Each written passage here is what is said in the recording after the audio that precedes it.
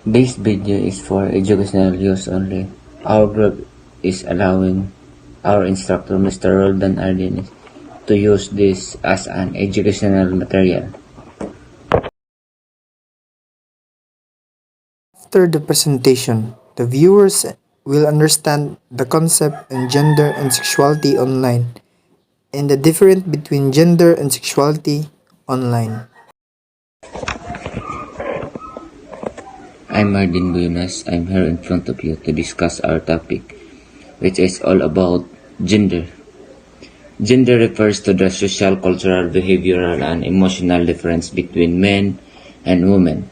Categories of gender are masculine and feminine. It is influenced by social, cultural, and behavioral. Gender is flexible term. Its role can be changed by time and culture. For example of cultural is women who cook the food in the house and washing clothes and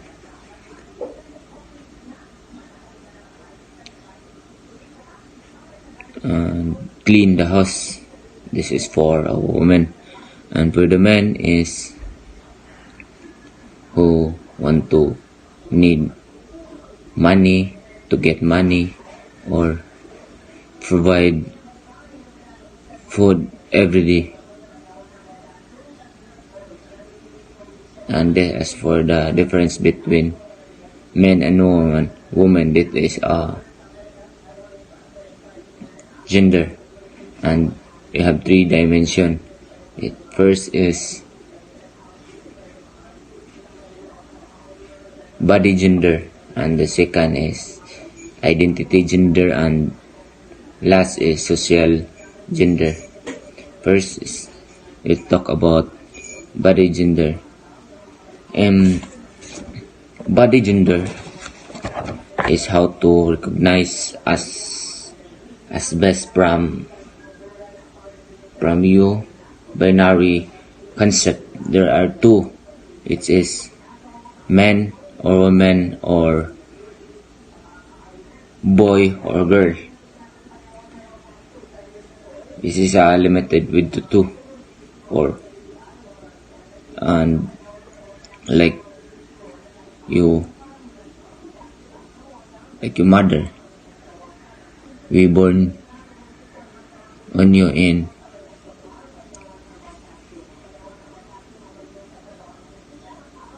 like we have born in like women, we have vagina, and for the men is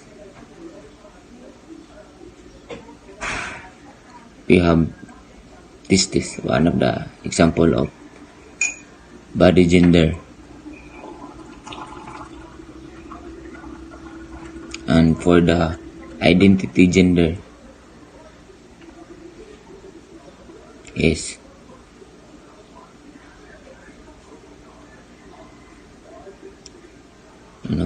who you are, like you are a boy, a girl, transgender, and etc.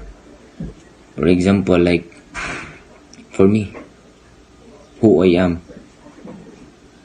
of course I'm a man, but the other is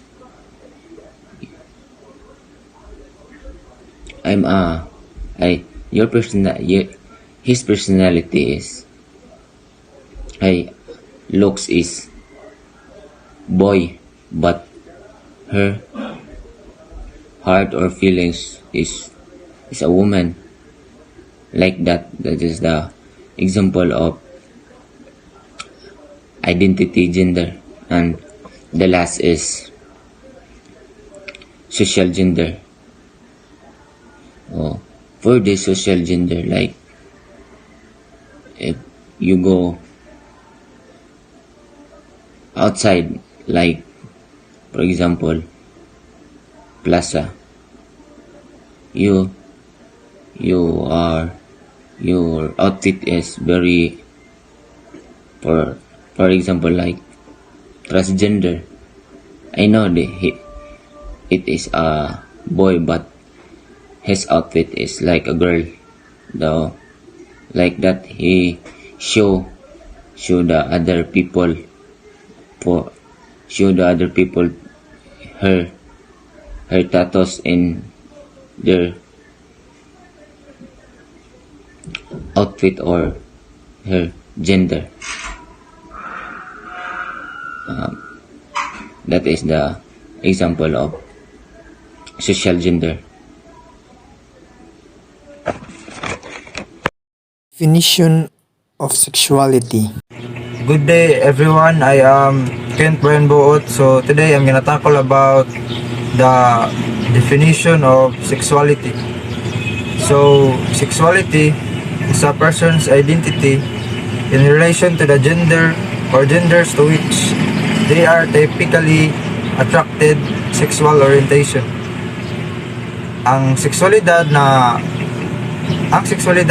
pantao o sexualidad ng tao ay isang paraan ng tao kung paano siya naaakit sa ibang tao. Ang maaari nilang naramdaman ay maaring homosexual na naakit sa katapat o kasalumat na kasarian, or homosexual na naakit sa kaparehong kasarian, o kapwa bisexual. So in short, sexuality is about your sexual feelings, yung mga paminaw, yung mga thoughts, attractions and behavior towards other people. You can find other people physical, sexual, or emotionally attractive, and all of those things are a part of your sexuality. Sexuality is a diverse and personal, and it is an important part of who you are. So ang halimbawa ng heterosexual, ito ang relasyon ng babae to lalaki. Then ang homosexual, ito ang relasyon sa pamagitan ng babae at lalaki. Babae at lalaki to lalaki. That's all, and thank you. Difference between gender and sexuality. I am Villacorta, and I'm here to talk about the difference between gender and sexuality. So, gender and sexuality are often assumed to be related concepts, but in reality, they are separate and distinct. However, both gender identity and sexual orientation are important parts of an individual's sense of self. Gender is a social construct that refers to an individual's internal conception of who they are as a man, woman, or non-binary person. Individuals identify their gender in a variety of very personal ways, which can range from being a man or woman to being a gender fluid, gender non-conforming, and a number of gender identities. Meanwhile, sexuality is defined as the object of one's attraction and encompasses a wide range of orientations. There are many different sexual orientations, including asexuality and pansexuality, despite the fact that being gay, straight, and bisexual are perhaps the most well-known. Gender online, it relates to how people portray themselves online and what others identify themselves to be. Gender is represented in media platforms and plays a part in mass media. Film, radio, television, advertisements, social media, and video games are just a few examples of these platforms.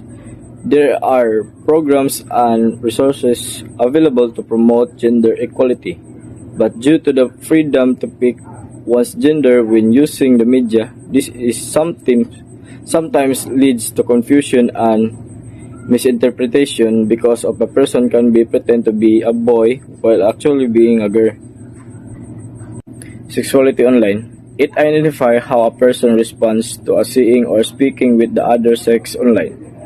Even merely scrolling through a girl's image can make a guy feel attracted to her, something that the girls do as well. When a certain person sees a picture of a girl, he can react by considering dating the girl.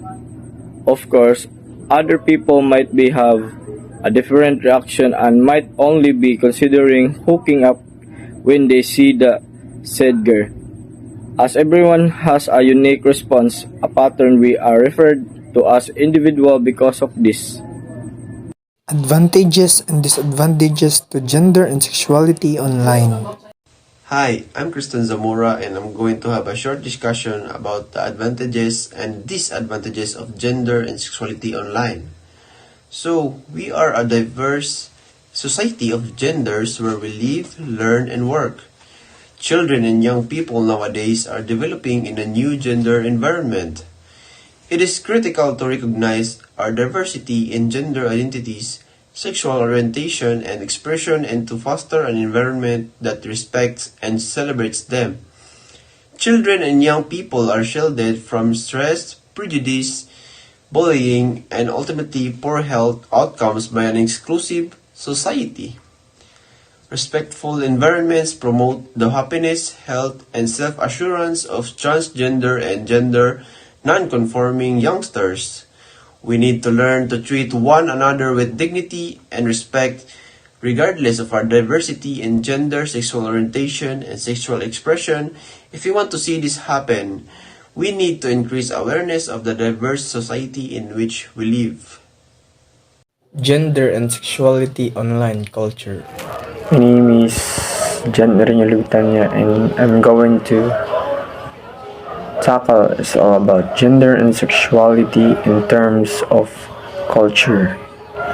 Anthropologists are fond of pointing out where much of what we take and for granted as natural in our lives actually cultural is not grounded in natural world or in biological but invented by humans because culture is invented. It takes different form in different places and change over times in those places. Living in the 21st century, we have witnessed how rapidly culture can change from ways of communicating to emergency of same-sex marriage. We readily accept of clothing language and musical culture invented, created, and alterable but often find too difficult and accept the gender and sexuality are not natural but deeply in the shape of culture. By struggle with the idea that the division of human into two and only two categories, male and female, is not universal, that male and female are culture concept that takes different meaning across culturally similarity, human sexuality, rather than being simply natural is one of the most cultural significant shape regulated of symbolic of all human capacities. That's all. Thank you. Gender and sexuality online society. Good day, my name is Menard Badar. My topic for today's video is all about gender and sexual online society.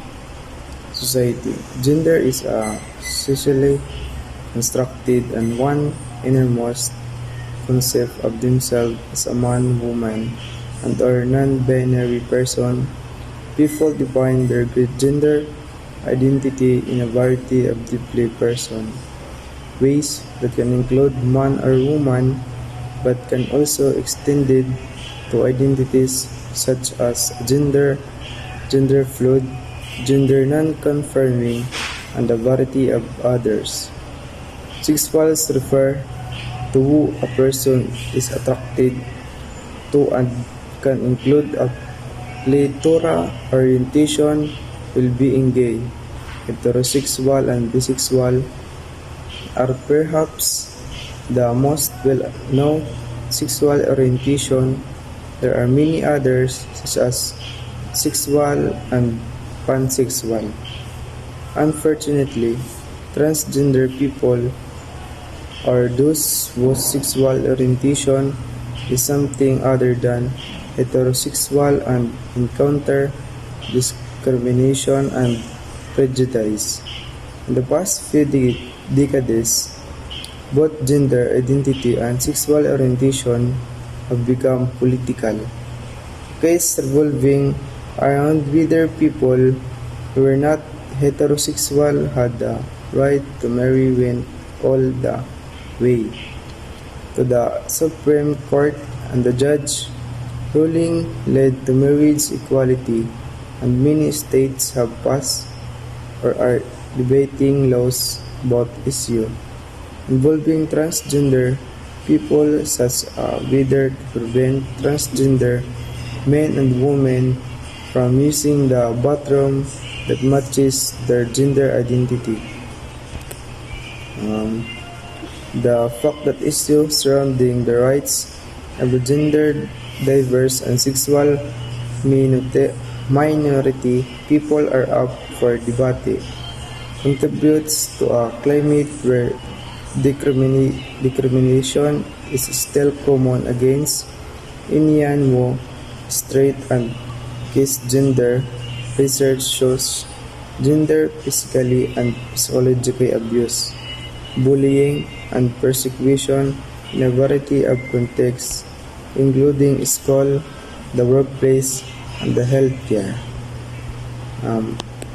The gender and sexuality online society, both gender identity and sexual orientation are important to parts of a person's overall identity, yet in each case, society constructs surrounding gender and sexuality continue to result in prejudice that negatively impact gender diverse and sexual minority individual. This may be one reason this construct continue to be conflicted. It is important that people recognize that for individual gender and sexuality are not inherently linked, and that assumption shall never be made about one sexual orientation based on gender or vice versa. Instead, people need to feel free to explore and define their gender identity and sexual orientation in the way that feels best to them. In doing so, they can be the truest version of themselves. Questions and answers.